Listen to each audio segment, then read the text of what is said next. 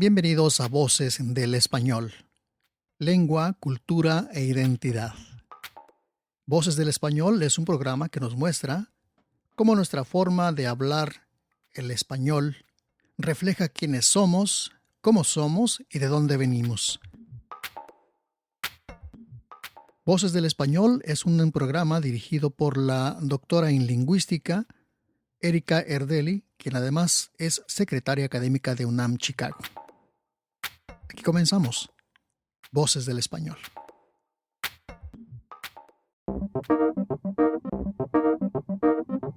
Hola a todos, bienvenidos a Voces del Español. El día de hoy voy a entrevistar a un gran personaje, colega y amigo. Se trata de Moisés López Olea.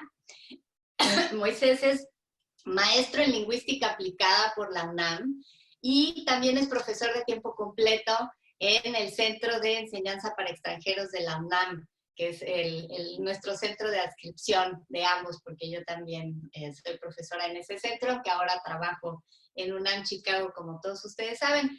Y bueno, pues hoy vamos a hablar de un tema que a mí me apasiona desde que llegué a Chicago, porque aquí en los Estados Unidos se da la característica de que, aparte que sabemos que hay muchísimos hispanohablantes en esta región de los Estados Unidos, también hay mucha variedad, confluyen muchas nacionalidades de hispanohablantes, ¿no? Entonces tenemos, por supuesto, hablantes mexicanos, pero también hay ecuatorianos, hay puertorriqueños, y hay chilenos, y argentinos, y españoles, por supuesto, también, ¿no?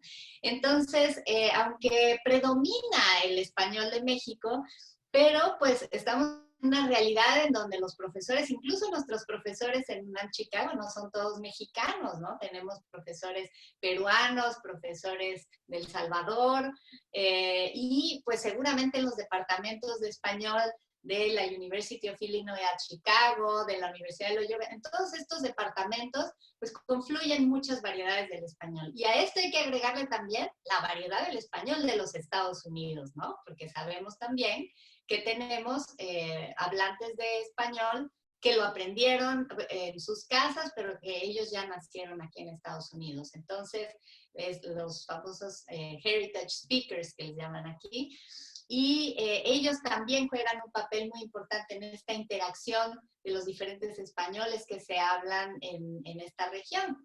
Entonces, pues, los profesores que están en las escuelas, por ejemplo, enseñando, cuando se hacen congresos, encuentros de dual language teachers, de dual language o de bilingual parents o todo esto, siempre salen estas conversaciones de, oigan, pero ¿qué español estamos enseñando? Porque pues yo hablo así, pero yo he escuchado que mis alumnos hablan asado, etcétera. Y entonces empiezan estas conversaciones que no se terminan, que pueden ser muy divertidas por un lado y también pueden generar mucha ansiedad por otro.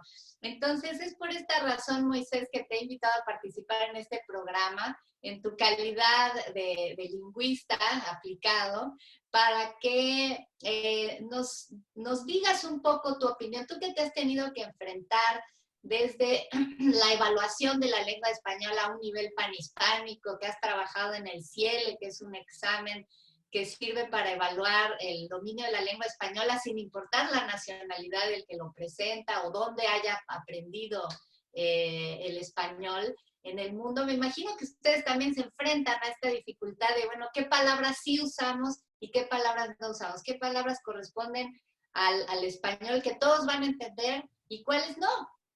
Entonces, pues esa sería mi primera pregunta, Moisés. ¿El español realmente es una lengua que todos hablamos, una lengua sin fronteras, o es una lengua con muchas fronteras que tenemos que tener cuidado con ellas?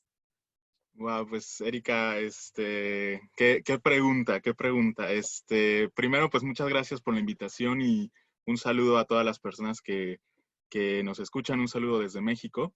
Y sí, como comentas, el contexto allá donde tú estás es diferente a mi contexto como profesor en el CEPE, que enseñamos la variante mexicana porque estamos en México, los profesores somos mexicanos, la gran mayoría. Entonces hay predomina el español mexicano, por supuesto, en México, en una escuela que está en México, ¿no? En cambio, en tu contexto, pues convives con muchas otras variedades, es un contexto bastante diferente.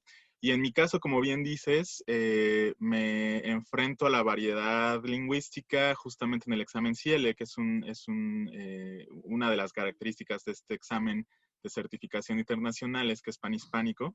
Y ahí ya desde el trabajo con los colegas de las otras instituciones que elaboran este examen, ya nos enfrentamos a esta variedad lingüística desde la interacción con ellos, que son españoles en el Instituto Cervantes y en la Universidad de Salamanca y argentinos en la Universidad de Buenos Aires. Entonces, en las juntas que tenemos, en las interacciones que tenemos ahí también, desde ese momento ya nos estamos enfrentando a la variedad lingüística del español.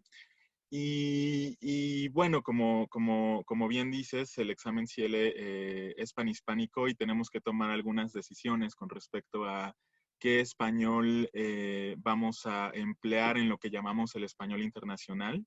Y también esta valorización por todas las otras variedades en las tareas más avanzadas también. Y bueno, con respecto a la pregunta si el español tiene fronteras o no, es compleja la respuesta y en principio sería sí y no. Así como también existe el panhispanismo, también existen las diferencias lingüísticas. Y creo que la mejor respuesta es sí y no. Sí hay fronteras porque hay diferentes maneras de hablar español de acuerdo al país en el que tú naciste. Y las variaciones lingüísticas pueden deberse a muchas causas, desde qué tan formal o qué tan informal quieres ser, estás hablando con amigos, estás hablando con tus jefes, también puede ser en la pronunciación, ¿no? En un mismo país hay diferencias de pronunciación, entre los diferentes países hay diferencias de pronunciación, de Más en entonación. países que son muy grandes, ¿no? Como México, como Argentina, que el norte está muy lejos del sur geográficamente. Sí, totalmente. Entonces, en México, por ejemplo, hay diferencias bastante marcadas entre el centro, el norte, el sur, la península, la costa. Entonces, la variación lingüística puede presentarse en muchos planos, pero hablando del léxico, por ejemplo, en el examen CIELE, por ejemplo, tomamos algunas decisiones con respecto a una especie de español neutro que usamos en las tareas de los niveles A1, A2 y B1. Y en las tareas de B2 y C1 respetamos la variedad lingüística de los textos que usamos como audios o como input para la comprensión de lectura. Pero Moisés, Y también, digo, saliéndonos de los exámenes, porque la gente que nos escucha a lo mejor no sabe muy bien qué es eso del B1 y el C2, también los medios de comunicación a los que nos enfrentamos, ¿no? O sea, hay ámbitos en los que podemos a lo mejor escuchar las noticias y entendernos todos. Y yo me imagino que las personas que dan las noticias se encuentran con esta misma disyuntiva en la que están ustedes haciendo los exámenes, ¿no? Decir, a ver, ¿qué español nos van a entender en todo el mundo? Y podemos decir que aunque transmitamos desde España o desde Estados Unidos, nos van a entender todos los hispanohablantes, o qué palabras mejor no usamos porque solo nos van a entender los de México, ¿no? sí, exactamente. Ahí me imagino también, no lo sé con certeza, pero me imagino que también tienen un equipo de expertos que toman estas decisiones con respecto a qué vocabulario usar en las noticias de canales masivos, por ejemplo, que van a llegar a toda Latinoamérica o incluso hasta España, ¿no? Creo que lo que quiero decir es que este español que todos entendemos, por decirlo de alguna manera, este español estándar o español neutro, siempre será un español acordado o decidido sí, acordado por expertos o por personas. Manoseado. ¿Perdón? Es un español manoseado. Pues más O o sea, menos ad sí. hoc es un español ad hoc, es un español que no es natural, sino que está forzadito.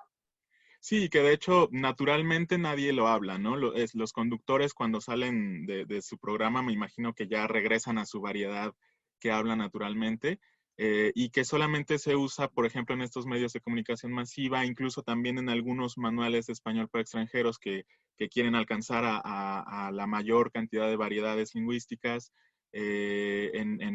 otra vez en el examen Ciele, en algunos contextos que quieren alcanzar a toda la variedad lingüística del español, es donde se usa este español estándar o español neutro, por decirlo de alguna manera, pero que al final nadie habla, es un español que se acuerda, es un español que se decide, ¿no? Entonces, claro, en búsqueda de que nos entendamos todos y de alguna manera borrar estas fronteras. Por eso la respuesta a tu pregunta era, por un lado, no, porque hay un movimiento hacia el panhispanismo y hacia la valorización de todas las variedades y la idea de que todos nos podamos entender, hacia la idea de la unidad, por ejemplo. Pero también está esta parte de la diversidad lingüística. A mí me parece que me gusta explicarlo con la idea de una tensión. O sea, está esta idea de unidad y esta idea de diversidad que se ponen en tensión, pero que no necesariamente desde mi punto de vista representan una oposición, ¿no? Más bien es una especie de continuum en el que nos estamos moviendo los hablantes también, ¿no? En mi contexto particular, por ejemplo, soy mexicano que vivo en México y tengo amigos mexicanos, entonces uso el español mexicano sin estar pensando mucho.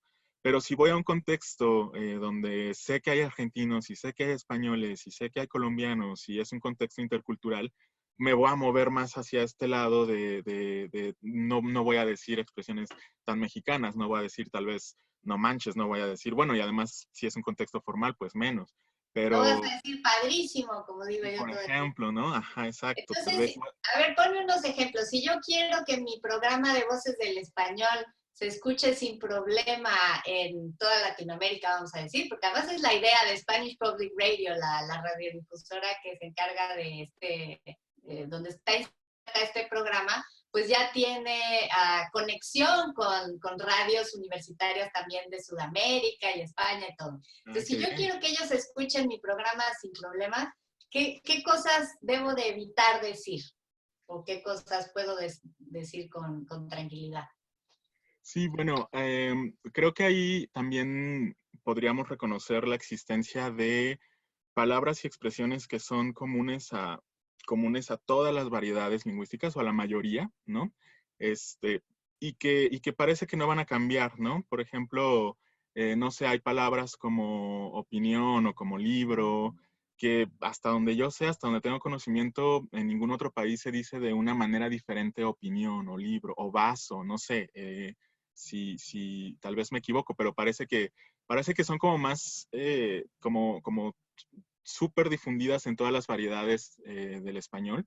Y a estas palabras y expresiones que compartimos forman parte de nuestro patrimonio como hispanohablantes. Entonces le podríamos llamar un léxico patrimonial.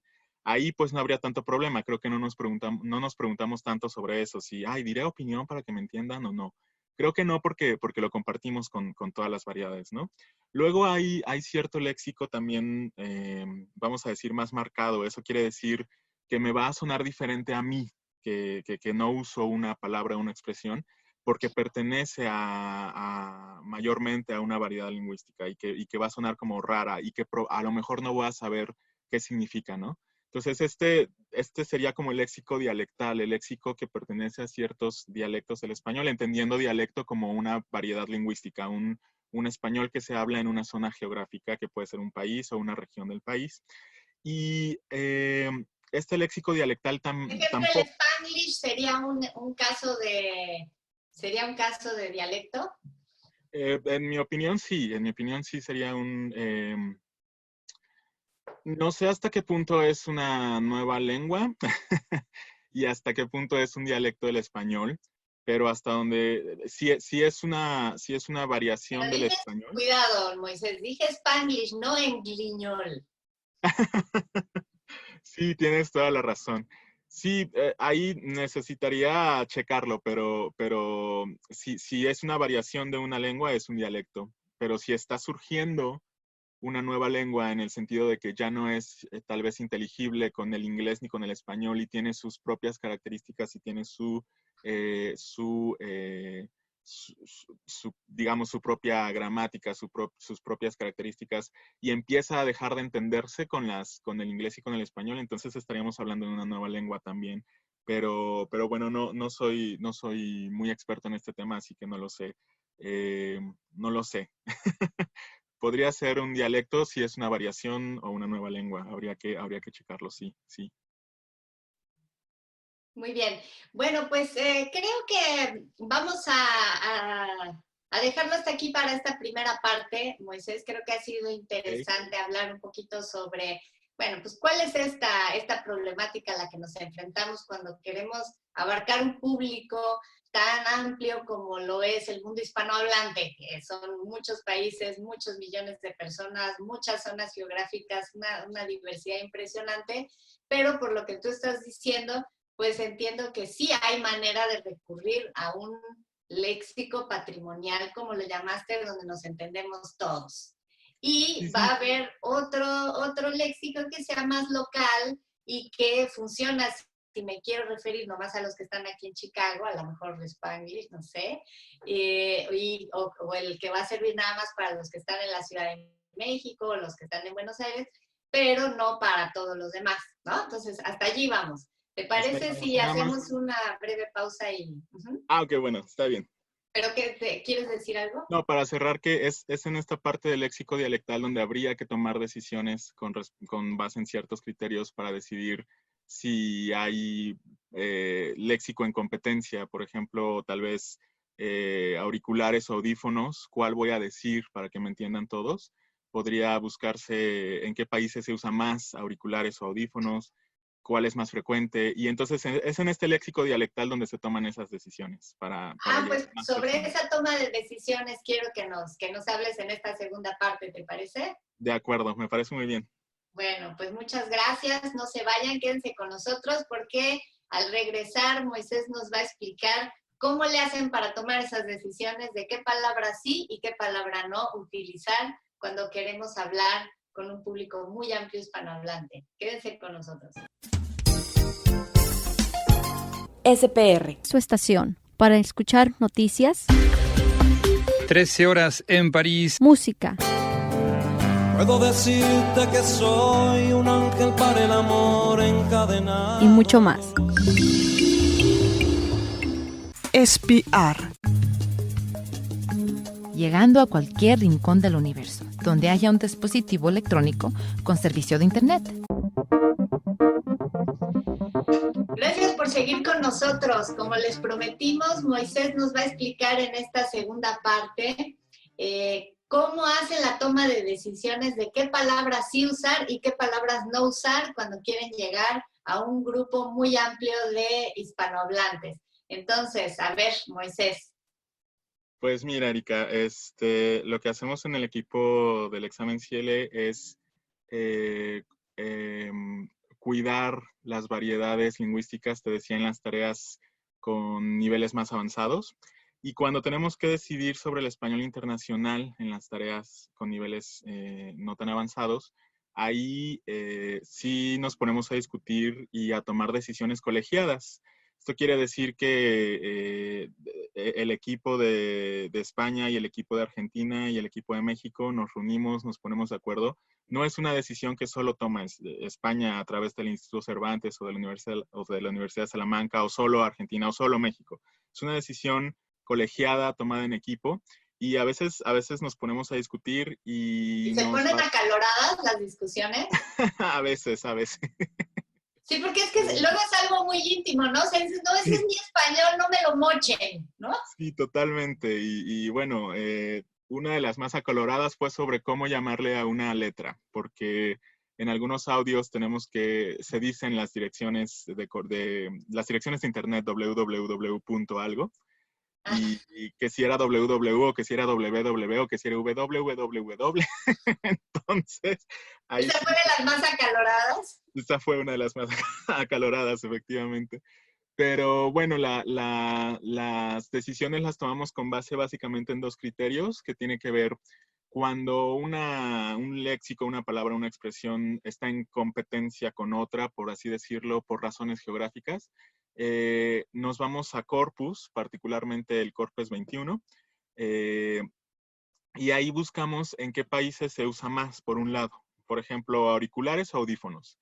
Y este Corpus 21 es muy útil porque te aparece la estadística en gráficas circulares, en qué países se usan más, así que visualmente lo puedes ver qué país se rellena más. A veces está distribuido, ¿perdón? Qué útil está eso. Es muy útil y a veces tú ves la gráfica y está distribuido como más homogéneamente y a veces está súper marcado en español, en el español centroamericano o mexicano, en el español de España. Y ahí es donde tú dices, mira, es que esta palabra se usa muchísimo más en tu país, no en los demás, ¿no? Entonces tenemos que usar la que se usa en más países, por un lado. Y por otro lado, la frecuencia, ¿cuál es más frecuente en términos generales en los corpus, particularmente en el Corpus 21? Pero sí tratamos de que cuando tenemos que tomar estas decisiones, se vaya hacia la palabra o expresión que se usa en la mayor cantidad de países. Y como solamente somos representantes de España, de Argentina y de México, sería muy padre, pero también muy complicado tener un representante de cada país. Nos tenemos que ir a esta herramienta más empírica que más allá de nuestras expresiones. Nuestras opiniones como expertos, porque al final del día soy mexicano y ellos son españoles, ellos son argentinos, como tú dices, y de repente sí es difícil dejar ir ok, no le vamos a llamar celular, le vamos a llamar teléfono móvil, y te duele, ¿no? Como no llamarle así. Yo no Pero, sé por qué es una cosa tan emocional y tan íntima y tan profunda, cómo nos llegan nuestras palabras que usamos de nuestra lengua, ¿no? Porque esta discusión que ustedes han tenido, me la puedo imaginar, y qué bueno que tienen esa herramienta, porque me pasó que hace años me contrataron para desarrollar contenidos de un programa de español que tenía un software que se llama Tell Me More, no sé si todavía exista.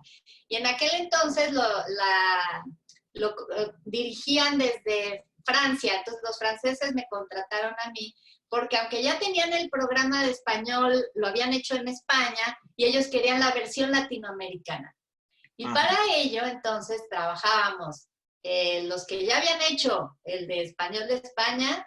Estaba yo aquí en América, bueno, pero estaba en México, era la única mexicana, y luego dos personas que estaban aquí en los Estados Unidos también trabajando, que habían nacido aquí y habían aprendido el español aquí en Estados Unidos. Y entonces nosotros teníamos que hacer la versión de Latinoamérica. Y me acuerdo innumerables casos, pero en particular me acuerdo, por ejemplo, boletos de avión o billetes de avión. Sí. Cuando era la parte de los transportes, y entonces yo les decía, no, pues yo utilizaría billetes o boletos, porque aquí billetes son los billetes de dinero y los boletos son lo que utilizamos para viajar en avión, pero para ellos era diferente, y entonces hubo un momento en el que alguien tenía que decidir, porque ni yo iba a ceder, ni los que estaban aquí en Estados Unidos iban a ceder, que habían aprendido español con profesores argentinos, pero lo habían aprendido aquí en Estados Unidos. Entonces, unas mezclas, y el que tomaba la decisión, pues, ¿quién era? El jefe, ¿no? El que te contrata. Y entonces él decía, pues sí, mire, yo la entiendo, pero usted tiene que usar billetes. Y yo, ¡ay! Entonces, todavía no me desclavo la espina que me hicieron utilizar esa y otras como... Pero no fueron más de 5 palabras las que realmente me dolieron. Sí. Sí, también esa discusión entre billete o boleto la tuvimos también acá, y como dices, lo que pasa es que yo lo explicaría a partir de la idea de que la lengua que tú hablas también está anclada con tu identidad y con tu cultura. Entonces, también como el hecho de decir celular, el hecho de decir boleto, el hecho de decir audífonos o lentes o palomitas en lugar de cualquier otra variante, lo que está también diciendo es soy mexicano. Y entonces partimos de esta parte del orgullo de ser mexicano, colombiano o boliviano, Y por eso también duele dejar ir esa parte de, ok, yo le digo boleto, pero ok, vamos entonces a usar billete, ¿no? Entonces, te decía, está esta como tensión entre esta diversidad lingüística y la diferencia y mostrar tu origen, tu cultura y decir soy mexicano al usar boleto, y también después moverte hacia esta idea panhispánica de valorar todas las variedades. Y yo creo que, como tú dices, es tan emocional justamente porque tiene que ver con tu identidad también, por supuesto. Sí, porque las discusiones se hacen, como bien dijiste, bien acaloradas y yo después decía, bueno, a ver, tranquila, al final es nada más billete, usa boleto, pero invertimos una cantidad de horas y discusiones que hasta te quedaste todo el día pensando, ¿por qué? Por una palabra, pero como Sí. dices tú, es que es algo profundo. Sí. Y imagínate eso trasladado a el ámbito, por ejemplo, de las aulas de las escuelas primarias. ¿Qué le estamos enseñando a nuestros hijos? ¿Qué le estamos enseñando a nuestros niños? Y tomar esas decisiones desde puntos de vista así como que neutralizan, como el español de todos y de nadie al mismo tiempo, es fuerte. Sí, es complejo justamente porque, como te decía, como acabas de decir, neutralizar el español, pues es crear un español que es de todos, pero es de nadie a la vez. Es un español que como te decía, no habla nadie en realidad. Es un español acordado que vas a usar en tu material didáctico, en tu clase, en tu programa de televisión o de radio, en estos contextos. Pero luego sales de este ámbito profesional y vuelve tu variedad.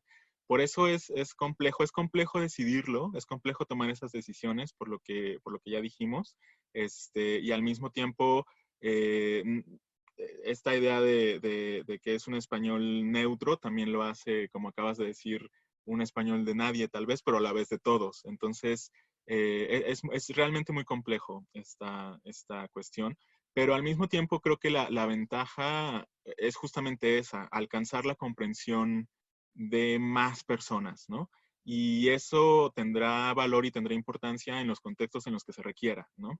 En la enseñanza del español, por ejemplo, me imagino en un contexto como el tuyo, pues es necesario, las necesidades de los estudiantes será esa, acceder al español más internacional o al más neutro, por decirlo de alguna manera, para poder aprender y comunicarse con las necesidades, con las personas de este contexto, ¿no?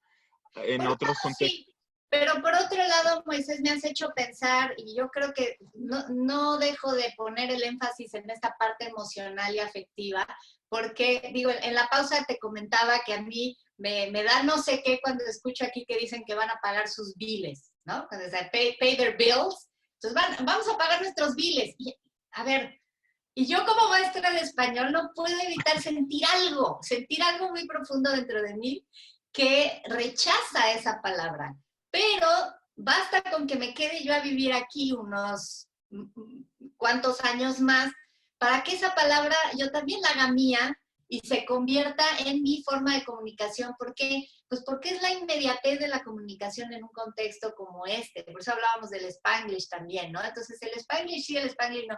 Hay unos que se desgarran las vestiduras y dicen, no, eso no es una lengua, eso no es una variante del español, eso es una mezcla espantosa. A ver, no, es comunicación y los lingüistas lo sabemos, pero Claro. aunque lo sabemos y aunque tenemos el entrenamiento para entenderlo, no podemos evitar o separarnos de esta parte emocional de la que hablamos y tiene que ver con justamente lo que señalaste, la identidad, ¿no? Por eso el lema de este programa, que el español que hablamos nos dice quiénes somos, cómo somos y de dónde venimos, ¿no? Totalmente. Totalmente, sí. Lo que yo he intentado hacer también es no olvidarme de esta parte como lingüista y decir, ok, creo que lo principal a lo que nos podríamos abocar en esta idea del panhispanismo es simplemente no rechazar. Justamente creo que el rechazo es lo que nos distancia más, no el español que hablamos, lo que nos distancia es justamente decir, no quiero ese español. Y eso es lo que creo que la ideología del panhispanismo es lo que quiere lograr al final del día, no rechazar, porque también esto tiene consecuencias también incluso de discriminación en algunos lugares. donde te dicen no hables ese español que no es el español de aquí, ¿no? Entonces, más bien hay que ir hacia esta idea de, claro, cuando sentimos esta idea de, no, ese no es mi español, pues entender que no es tu español, pero es el español de ese contexto inmediato, como tú dijiste, y que después te vas a acostumbrar. Entonces, más bien, creo que la idea sería esa, como trabajarlo a nivel de no rechazar. Tal vez no lo, puede ser que si tú vives ahí lo tomes y lo uses, pero puede ser que no. Hay personas que que han vivido en México desde hace 20 años y no pierden su acento y su variante española o argentina. Hay personas que se van a otros países y la pierden, bueno, no la pierden, pero se minimiza, ¿no? Pero justo eso, creo que más bien la idea del panhispanismo es valorar a todas las variedades sin rechazar, básicamente yo diría eso, no, el rechazo nos separa al final del día. Hay una palabra en inglés que me gusta mucho y mi hijo me dijo el otro día, mamá, tú usas muchas palabras del inglés y cuando estás hablando español, y le digo, sí, pero es que hay ciertas palabras que realmente me gustan del inglés y una de ellas es embrace, ¿no? Entonces, abrazar, que la utilizan de muchas más maneras que nosotros. Abrazar es como la cosa más física de abrazar, pero aquí embrace diversity, ¿no? O sea, celebrar sería más bien como celebrar la diversidad, pero me gusta esta cuestión como de abrazar de ella, de abrazar todas las variantes del español y de ser capaz de, no necesariamente de hacer las tuyas, porque no es que tenga, o sea, yo no voy a hablar como hablan en otras partes, pero cuando estoy dando clase de español, por ejemplo, y digo una palabra, por ejemplo, ¡ay, qué padre! Porque se me sale, o sea, aunque ya sé que estoy aquí, que muchos de mis alumnos no conocen esa palabra, ¡qué padre! Y me dicen, ¿qué padre? ¿Qué es eso? Y ya les explico y les digo, pero a ver, ¿cómo lo dicen ustedes? ¿Dónde aprendieron español? Entonces, siempre tengo el que aprendió español en España. Pues qué guay, o qué chévere, o qué no sé qué, ¡ah, qué bonito! Y entonces, miren, pues qué padre, qué guay, qué chévere, pero para mí qué padre. Y Sí, entonces exacto. las aprendemos todas, las celebramos todas, y cada quien se queda con la suya, ¿no? Claro. No hay necesidad de decir, tengo que abandonar la mía porque es mejor la otra. Claro, claro, sí, sí, esta idea, como te decía, no hay razón suficiente para que una persona deba abandonar de manera forzada su variedad, ¿no? Porque no le gusta a alguien o porque no se usa en otro lugar. Creo que no podemos abandonar nuestra variedad y al mismo tiempo, por eso hablaba como de esta tensión entre, ok, estoy orgulloso de ser mexicano, uso mi español mexicano, pero luego en otros contextos tengo que ser un poco más internacional. Entonces nos podemos ir adaptando sin rechazar, sin discriminar, incluso sin corregir, Erika, porque también he escuchado experiencias de algunos otros profesores antes que me decían, es que yo tuve una colega que le decía al estudiante que aprendió español colombiano que no pronunciara así, que no se decía así y lo corregía. Entonces, eso tampoco es justo. Entonces, ni corregir, ni rechazar, ni separar, más bien valorar todas las variedades, celebrar la hispanofonía y claro, también tener el orgullo de tu propia variedad, por supuesto. Pues con esta idea tan linda que acabas de expresar con esas palabras, Moisés, creo que podemos cerrar este programa. Muchas gracias, ha sido muy interesante hablar sobre estos temas que estoy segura de que a todos los que hablamos español nos atañen de alguna manera, porque no creo que seamos nada más tú y yo los que sentimos todas esas cosas cuando nos enfrentamos a toda esta variedad, ¿no? del español. Pues muchas gracias por la invitación, Erika, y te felicito mucho por la realización de este programa que he seguido desde que empezaste. Y bueno, pues un saludo a toda la audiencia desde México, para todos los lugares donde te escuchan, con muchísimo cariño. Y pues eso, a celebrar la hispanofonía, a celebrar todas las variedades. Excelente, pues muchas gracias a todos los que nos escuchan, porque realmente son ustedes a los que se les agradece que exista este programa, porque ustedes son los que nos escuchan y entonces pues son los más importantes, los personajes más importantes del programa. Voces del Español, que además les tengo que presumir que estamos cumpliendo un año de Voces del Español en abril de 2020. Entonces, pues me ha dado mucho gusto celebrar hoy esta diversidad lingüística con Moisés López Olea, y pues los espero en nuestro siguiente programa de Voces del Español, tengan una linda semana y cuídense mucho en sus casas. Hasta luego.